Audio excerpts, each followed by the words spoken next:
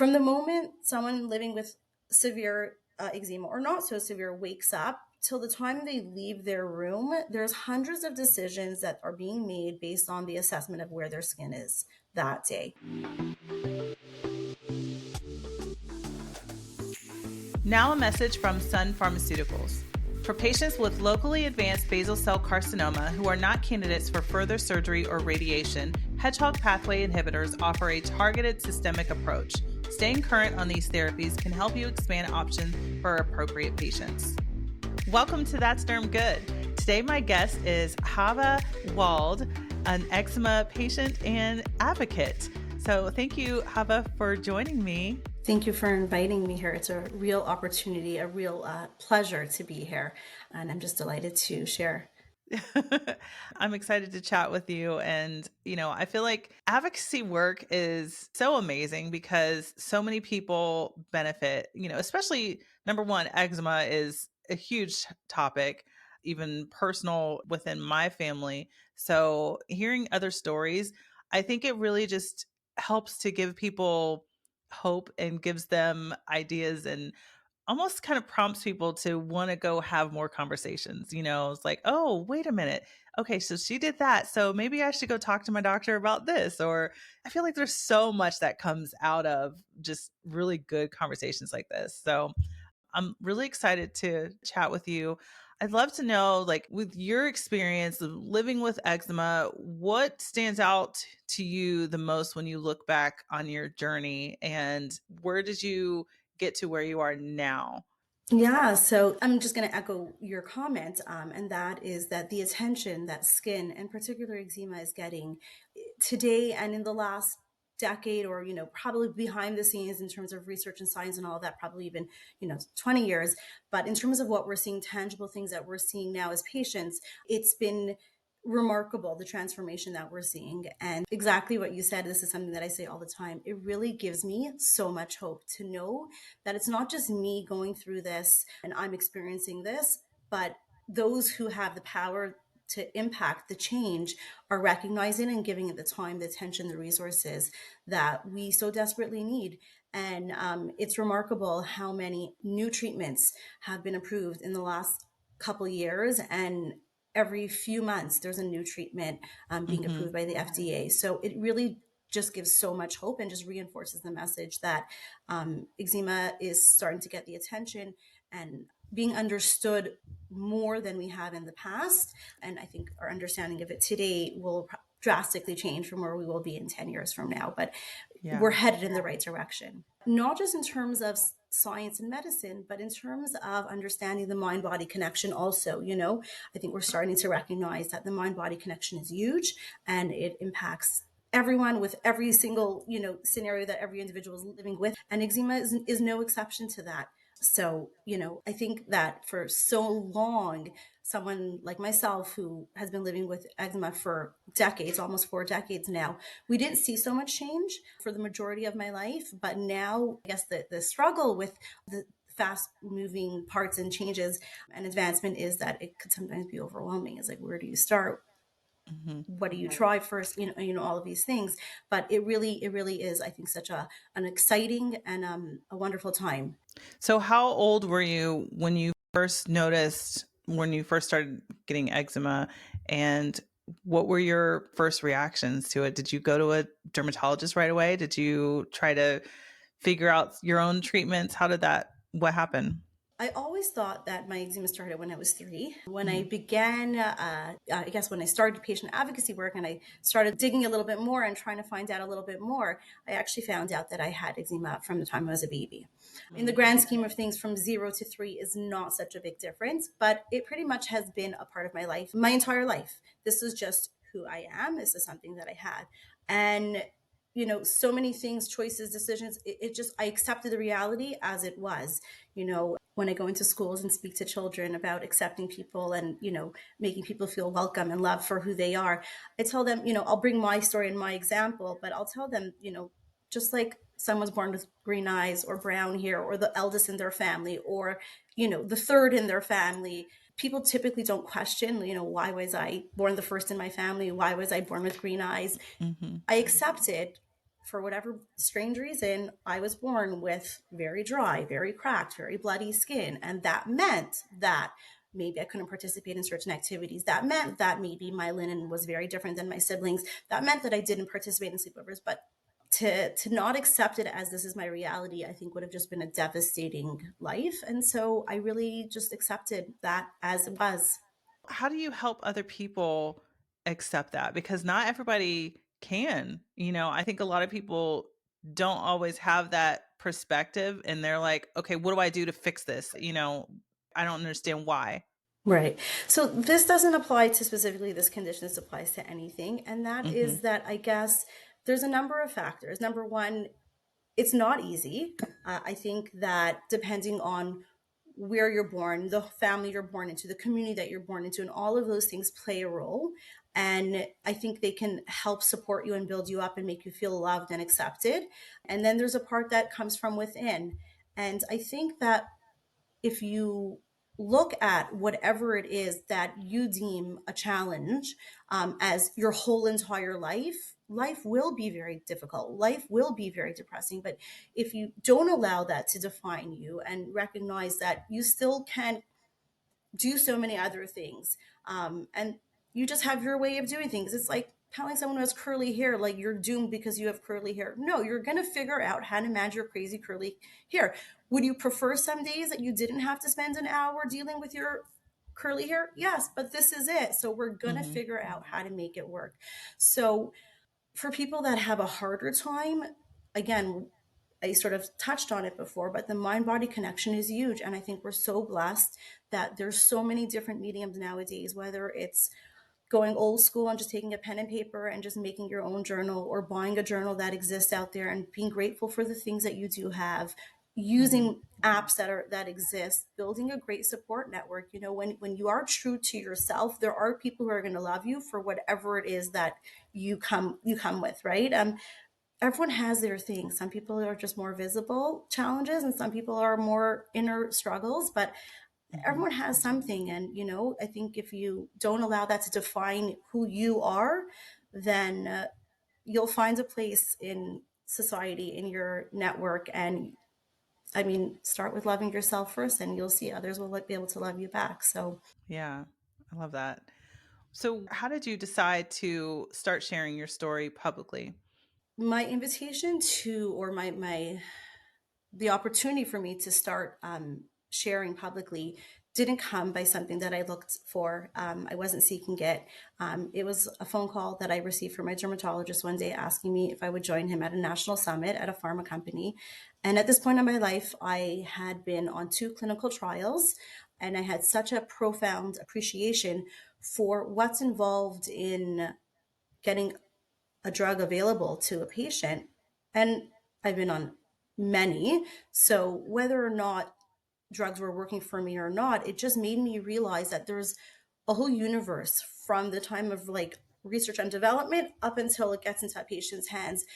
And I was so grateful for that. And particularly on the second time, I mean, my first clinical trial was a young child. The second time around, it was very different. I had like a phone that I had to report every day and then go into the office, regularly for the doctor's belts to do exams. And, I realized at that point, like, I just want to say thank you to these people, whether or not this is working for me or not. Like, I just wish there was a way I could say thank you to these people, not necessarily like the people specifically behind the drug that I was on.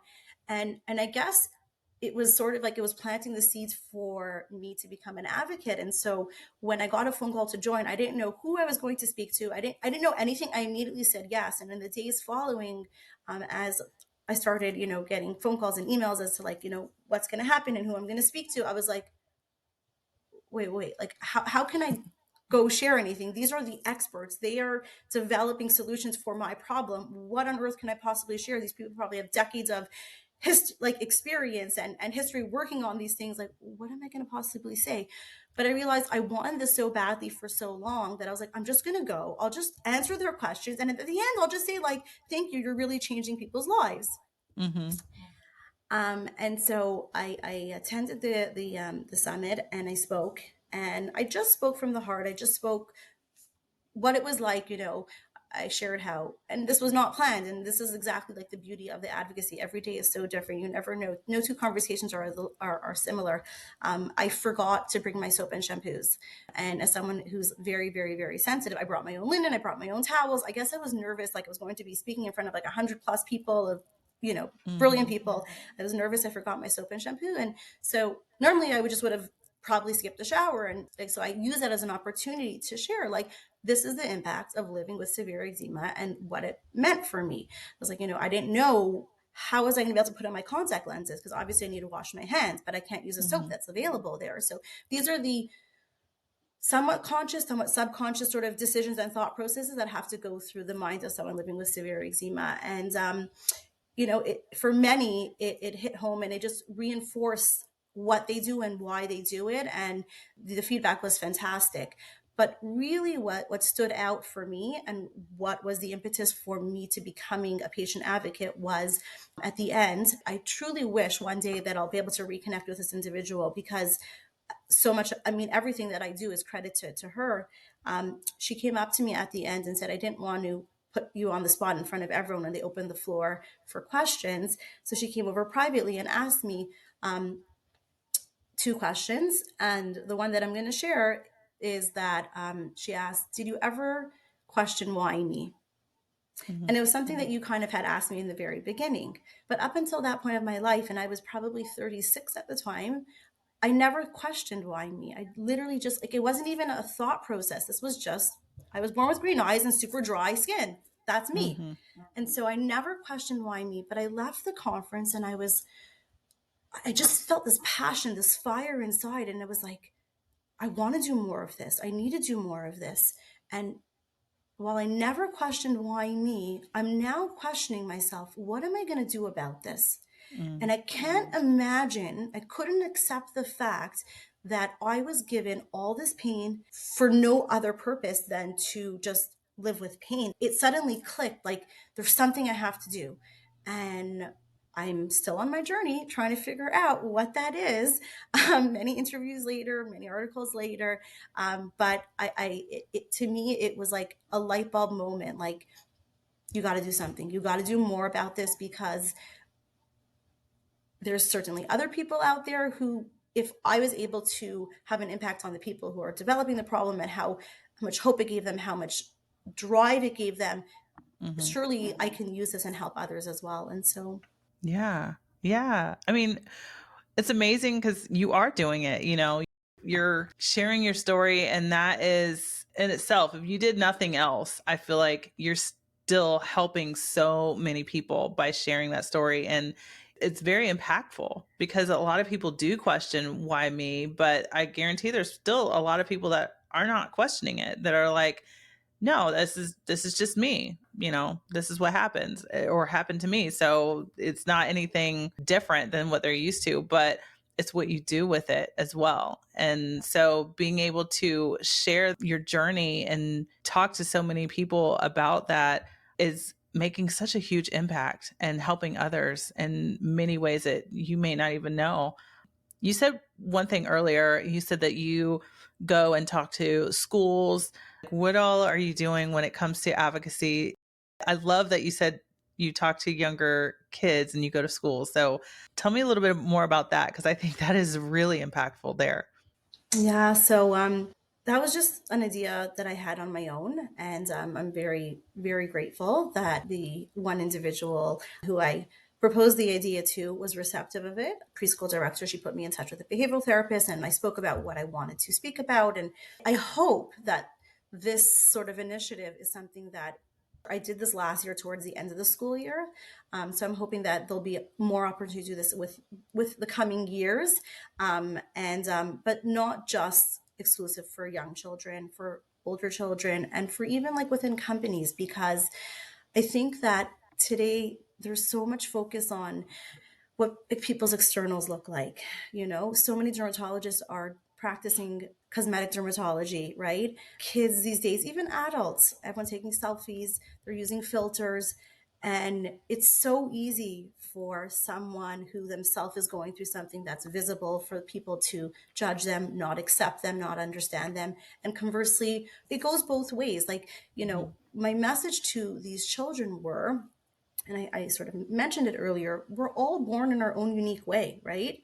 And I might be born with a skin thing. Somebody might be born with, they really struggle with math.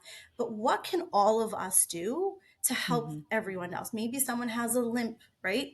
You, you can have Johnny who has a limp, but you can say to Sarah, okay, Sarah, that's not your problem, quote unquote, but what could you do, right? And I would present these sort of questions to them, and they were young kids. I would present the questions to them, but I wanted them to think it was cute because one kid said, like, you could take them to the hospital. And I said, you're right. With some things, you could take them to the hospital. We're so focused on fixing, but let's look Mm. inward. What can we do? And try to evoke empathy, right? And understanding and acceptance.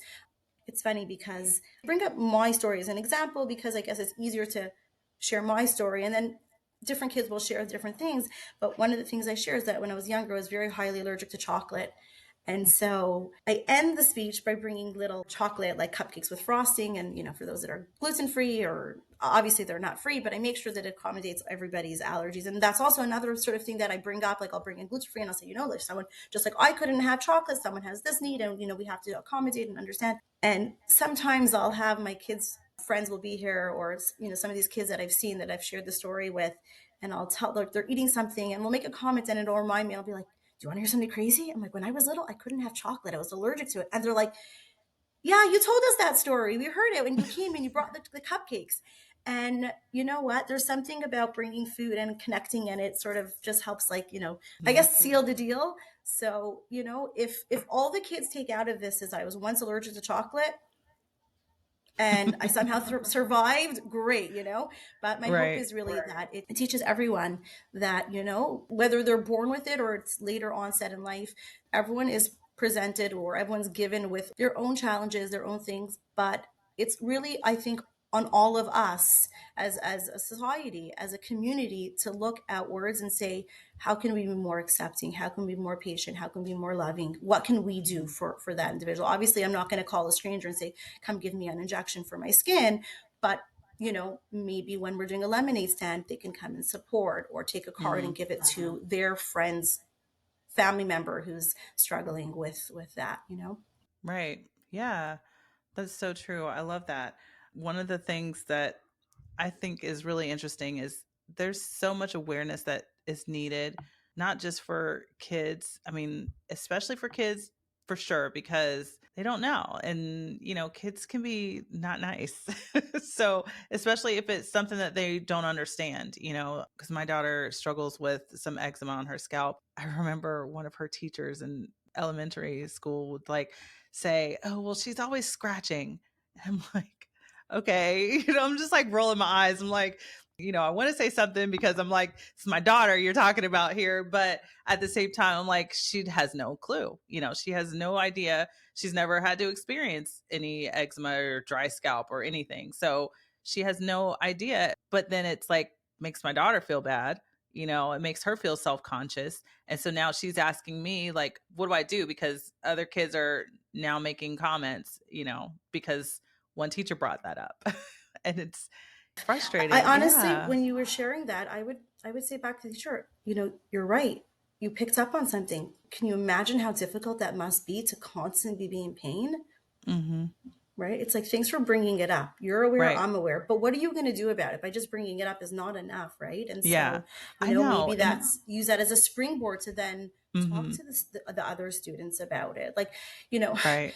I was listening to an interview this past week, and I know who it was. It was in the UK with, I think it was Professor Sarah Brown. It was Professor someone in the Mhm. UK. And she said that it's so common for people with skin conditions to be the recipients of unsolicited advice. And she's like, would anyone ever go up to someone and say, you have a kidney problem. I think you should do X, Y, and Z. You have an obesity problem. I think you should be doing X, Y, and Z. No, people don't say that. But what gives people the right to think that they should start giving, unsolicited advice? Mhm. Like, even if they live with it, even if they're an expert, there's a way to go about saying it. You can say, like, I noticed this, I also have this, or I'm a doctor, would you like, but Mhm. you don't go up to somebody who, I don't know, has some other things and start giving them your medical opinion on the matter. Like, people need to recognize that just because you notice something that you don't necessarily think is normal, or you don't love how it may look, like you're talking to a human being, and they have a Yeah. whole life and sensitive feelings, and we really, again, like there's so much awareness, which is great, but I really think that there's also a great opportunity for those who aren't living with it, to recognize what can they do to help, not contribute to Mhm. the pain and suffering that, the individuals are already experiencing. Yeah. Yeah. Cause I mean, something that initially she was never even self conscious about was now something that she's self conscious about. So it's like you don't realize that impact, you know? For sure. I think that most people don't recognize and don't understand that living with eczema, and it could be for other skin conditions. I'm just speaking from an eczema, perspective. The visible burden of the condition is so small compared to so much more that like patients, experience, and their family members by extension. And there's so much more, and it can't be underappreciated how much individuals are experiencing and caring. So Yeah. Now, a message from Sun Pharmaceuticals. For patients with locally advanced basal cell carcinoma who are not candidates for further surgery or radiation, hedgehog pathway inhibitors offer a targeted systemic approach. Staying current on these therapies can help you expand options for appropriate patients. Well, along that line, what are some things that you've experienced that people don't realize about living with eczema? So, really, every single part of the day is impacted by eczema. Some ways more than others. I just want to preface by saying sometimes I'll speak from my own perspectives, and I'll say we, because I also sometimes I'm sharing what others have shared with me of their experiences. And I think that people don't realize that every action that we do or don't do is determined by the status of your skin.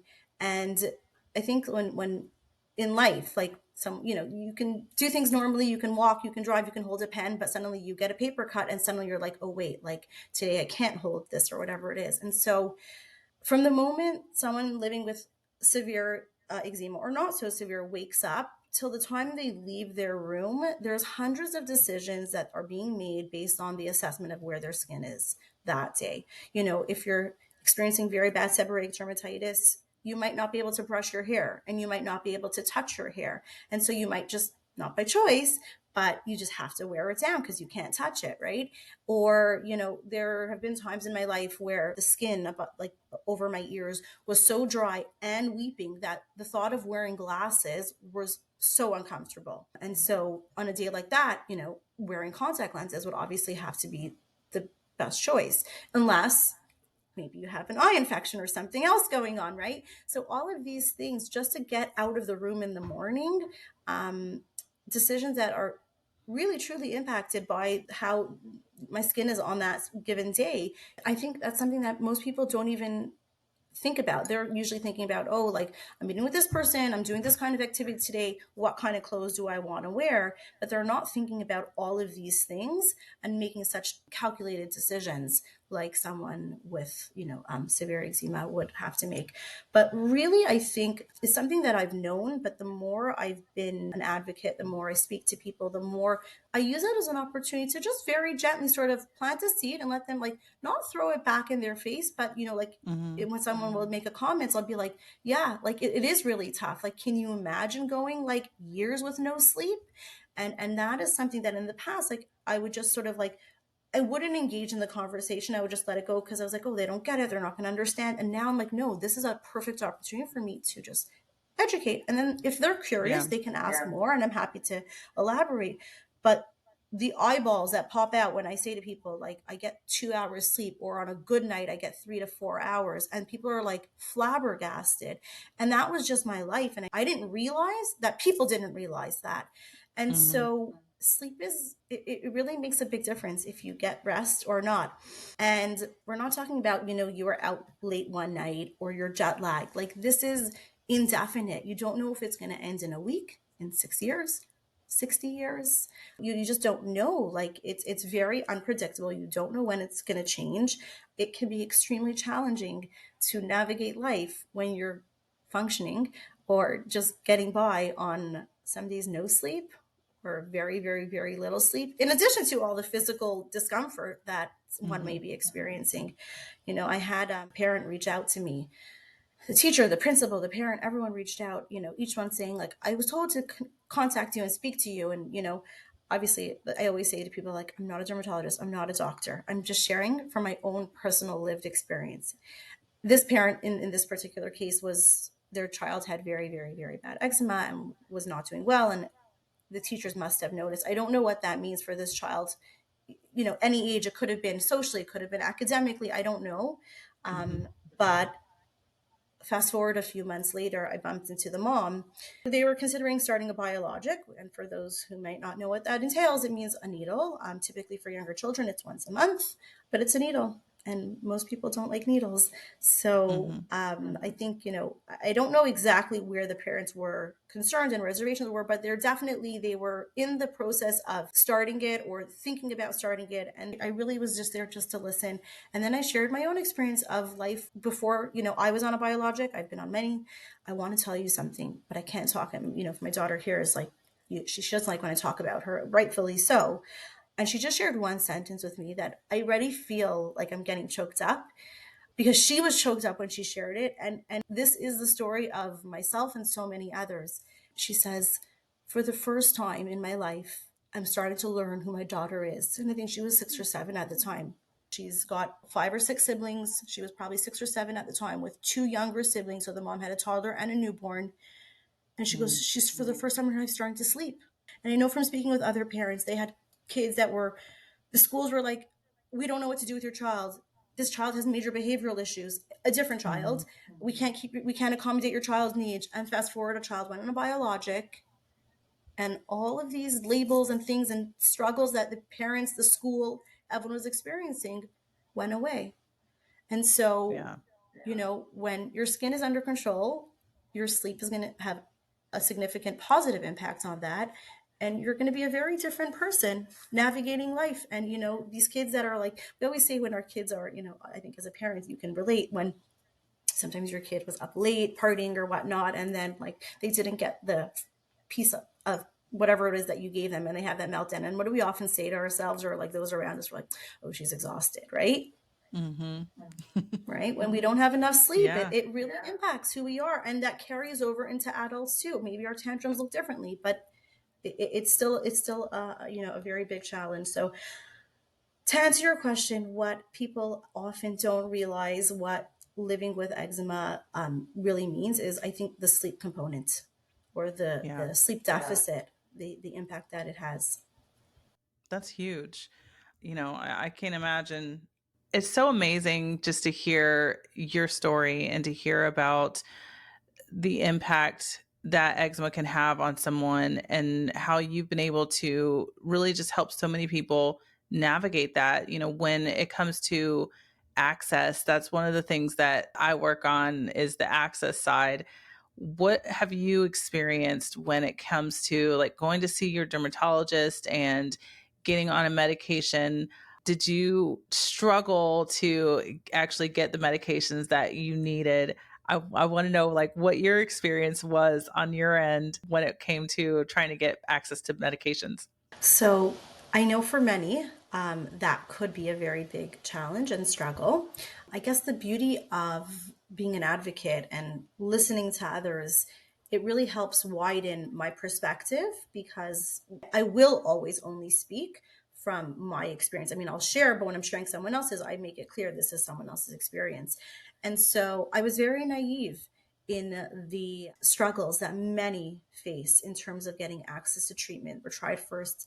And speaking with others and through the advocacy work that I've been fortunate to be part of, I've learned that I'm very blessed that I've never had to, maybe the insurance company that I have, but I think a big part of it is also the dermatologist that I have. He's always sort of letting me know about things in advance. And as soon as, like, Mhm. once a drug's approved and it's available, he'll let me know, he'll get me started on it. He'll usually explain to me the steps that's involved and what I could anticipate. But I recognize that that's not so common, and that for many, it's a very different experience. I was very fortunate to be able to use my experience and my voice along with others to be able to share our experience and the impact of having what some people feel are unnecessary regulations, and the impact it has, because delaying Mhm. certain medications for reasons that we feel may be unnecessary, or ways to circumvent it and ways to improve such efficiencies, can have such a big difference. So I've been very fortunate that I was able to participate in sharing my experience and others' experiences on Capitol Hill to hopefully make some changes in terms of what's going on a government level, to be able to impact then, navigating and liaising between insurance programs and the government and the pharma companies, because we've waited decades to have some of these treatments and now they're finally here. And sometimes it can take so long to access these treatments that I Mhm. can tell you that people have said, forget it. Like, I'll just continue either using what they have or not using anything, because they just don't realize that sometimes these medications could be like so transformative and life saving, and just recognizing that the hurdle of getting on it, yes, it's frustrating and it's exhausting, but I think you also, like, you have to be your child's best advocate. One of my messages to, parents, because I do speak to a lot of parents, is that, if you feel like this is a treatment that you want to start because whatever you've been doing up until that point isn't working and you really need to try something, then you really need to push and persevere and be on top of your child's case, or yourself, your own individual case, until you get that medicine. Because for some, and really the hope is that for everyone, um, the treatment will work. But if it does work and you see the benefits of it, yes, it's difficult. And of course, we wish we didn't have to experience that, but stay strong until you get it. Right. 100%. So, what are some things that you think other dermatologists are missing when it comes to treating eczema patients, or misunderstood?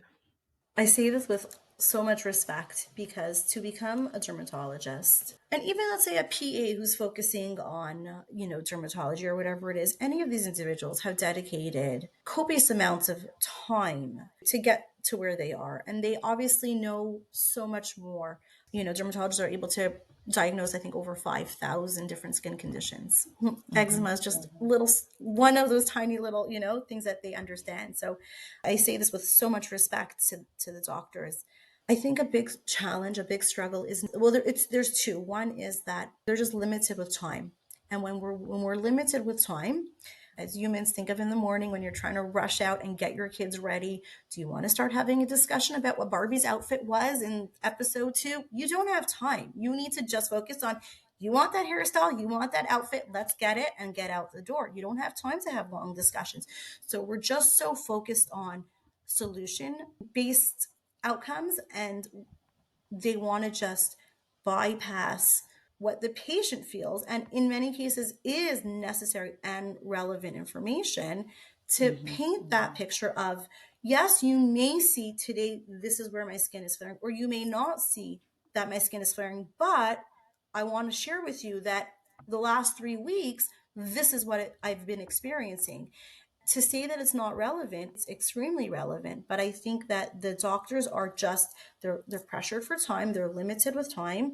And yesterday I was on a conference with Dr. Daniel Butler. He's a dermatologist and a professor, and he shared something brilliant and to address this problem. And he said when he schedules his patients, what he does is he'll have them come in, the first time, whatever it is, try to prescribe, give them something, but he'll schedule a close follow up. So don't schedule your next follow up in 6 months. Don't schedule it in. If you would normally do it in 6 months, maybe do it in 3 months so you can get them back and then get that information. It's working, it's not. And another thing he said that he likes to try to do is schedule an appointment where he calls it therapeutic equity. The patient comes not just to look at and assess the way that it's physically manifesting, but it's all the other things. And he talked about, like, if someone wants to bring a family member, or the truth is it doesn't even have to be in person, right? Because a call like that, like, you've seen the physical manifestations of the condition, you want to get the history, you want to get all of that. Try to schedule a call, right? Maybe do a second one. If you do that before, patients might not want to show up to the appointment, right? Like, you get to know who they are, meet them, and then say, you know what, I know you have a lot more that you want to share. I want to hear about it. I want to help you. How about, so that we're not rushed, we have another call, another appointment, and give them the option, one or the other. But I think not giving the patient the opportunity to be able to share, I think is just missing the boat. Of course, any dermatologist can close their eyes and say, what does X look like? Whatever you want to say. They can all tell you, right? But there's the personal connection that is huge. And I know from talking to a lot of other patients and family members, there's always this struggle of, oh, I feel like my doctor doesn't listen. They're not doing what I want. I'm very rushed. I don't like this treatment or whatever it is. But trying to bridge that gap, um, it's not something that I think would be fair, or I hate to use the word fair. I don't think it would be appropriate and responsible to say, Mm-hmm. to put all the responsibility just on the healthcare provider. I think it has to go both ways. It's like, Yeah. have the dermatologist say, listen, I want to be able to spend more time with you. I want to be able to give you the attention that you need. This is what I need you to do, right? Before our next call. And so if the patient knows, like, I'm going to have another opportunity to share, I need to ensure that I'm being mindful and respectful of, the healthcare provider's time. But I'm not going to come and share 6 long stories. I need to come with, I don't know, whatever it is, but come with something that's tangible, whether it's providing some pictures, or, what was your worst flare? When did it happen? Something tangible, so that it's helpful for everybody. But it's not just a therapy session. It's taking what is Mm-hmm. important and blending it with your dermatologist expert experience. And I think that will lead to better adherence to treatment plans, and ultimately, I think, better outcomes in people's management of their condition. Yeah. I love that. So you're also an ambassador for the National Eczema Association and a patient advocate for them. What would you say to someone who's just been diagnosed and feeling overwhelmed? How do you help them navigate? Yes. So, firstly, my entire life, I would say, I probably have seen that little Nia symbol on so many products, but I didn't realize that there's so much that goes on at Nia. They're doing so much for the the community, whether it's giving people like myself opportunities to be able to advocate on Capitol Hill, whether it's being able to participate in research, to be able to contribute in meaningful ways. They also have an annual expo where patients come together, and there's sessions for a number of days. It's all different healthcare providers, not just dermatologists or psychologists that sometimes come. There's just family doctors or dietitians. There's all, and it's so invaluable. Like, the information that you're never going to get that at any one appointment. And so find out about NIA, see how you can get involved, because whether you want to become an ambassador or you just want to be part of the community, if you do become an ambassador, I would say whatever you think you're giving, you're getting so much more back. And it's just so rewarding. In terms of, for someone who's newly diagnosed, know that you're not alone. 1 in 10, and I can say in my own experience of some of the advocacy work that I've done, I would say it's like in 1 in 5. I'll do a lemonade stand, and every fifth person will come over and say that someone in their family has it. So I think it's a lot more. There's probably 1 in 10 officially diagnosed, reported, but I think it's a lot more prevalent.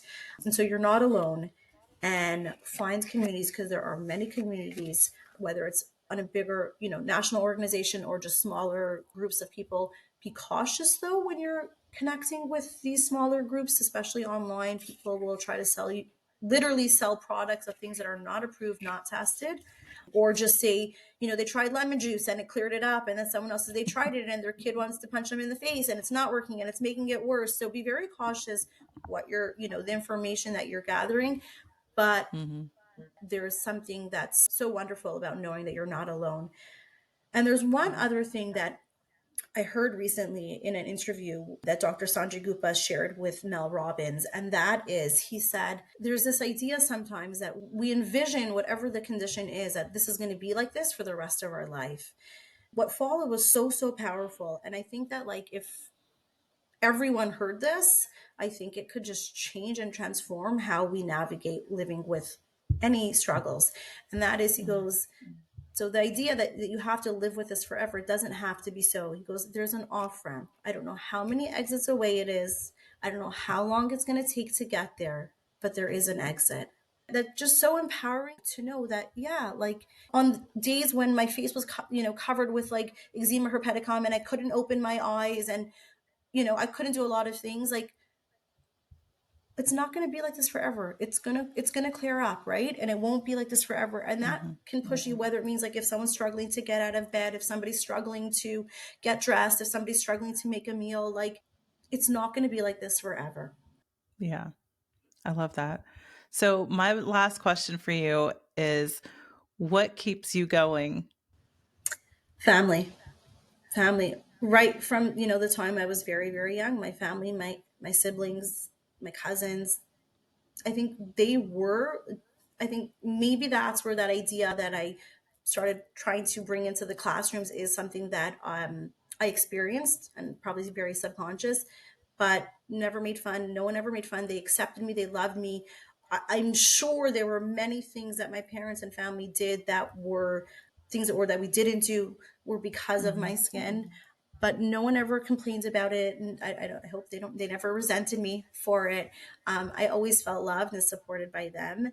And now that I have my own children, just knowing that, like, they're there to support me, when I get my injections, my biologics, my girls are there. My 10-year-old wants to start administering it to me. She's waiting for the day that she'll be able Wow. to do it.